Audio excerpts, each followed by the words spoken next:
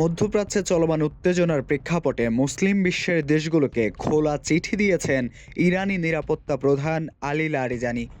আরবি ভাষায় লিখা ওই চিঠিতে তিনি যুক্তরাষ্ট্র ইসরায়েলকে সরাসরি প্রতিপক্ষ হিসাবে উল্লেখ করে মুসলিম দেশগুলোকে প্রতিরোধী শক্তির পাশে দাঁড়ানোর আহ্বান জানান।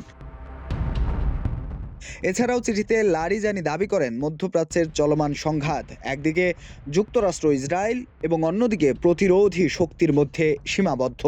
তিনি অভিযোগ করেন, যুক্তরাষ্ট্র কখনো কারো প্রতি বিশ্বস্ত নয় এবং ইসরায়েল মুসলিম বিশ্বের শত্রু। একই সঙ্গে তিনি বলেন, ইরান সবসময় মুসলিম দেশগুলোর সঙ্গে আন্তরিক সম্পর্ক বজায় রেখেছে এবং কখনো আধিপত্য বিস্তারের চেষ্টা করেনি। নিজেদের মার্কিন জায়নবাদী আগ্রাসনের শিকার দাবি করে লারিজানি আরও বলেন, ইরানকে দুর্বল করার লক্ষ্যেই এই সংঘাত শুরু হয়েছে। তবে তিনি হুঁশিয়ারি দিয়ে বলেছেন, ইরানের জনগণ শেষ পর্যন্ত লড়াই চালিয়ে যাবে এবং সহজে পরাজয় মেনে নেবে না। এদিকে সাম্প্রতিক সময়ে ইরান থেকে ইসরায়েল উপসাগরীয় অঞ্চলে অবস্থিত মার্কিন ঘাঁটিগুলো লক্ষ্য করে দফায় দফায় ড্রোন ও ক্ষেপণাস্ত্র হামলার ঘটনা ঘটেছে।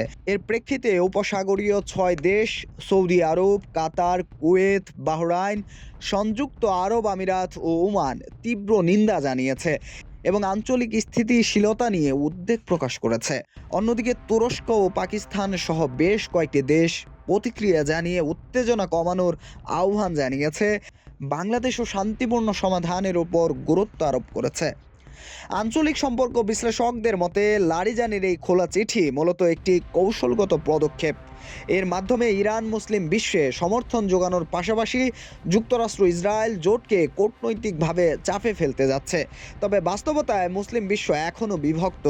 বিশেষ করে উপসাগরীয় দেশগুলোর যুক্তরাষ্ট্র নির্ভর নিরাপত্তা ব্যবস্থার কারণে তারা প্রকাশ্যে ইরানের পক্ষে অবস্থান নেওয়ার সম্ভাবনা কম।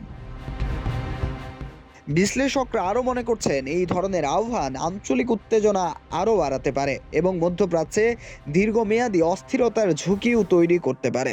কুমার সপ্তর্ষি রায়, দৈনিক মানবকণ্ঠ।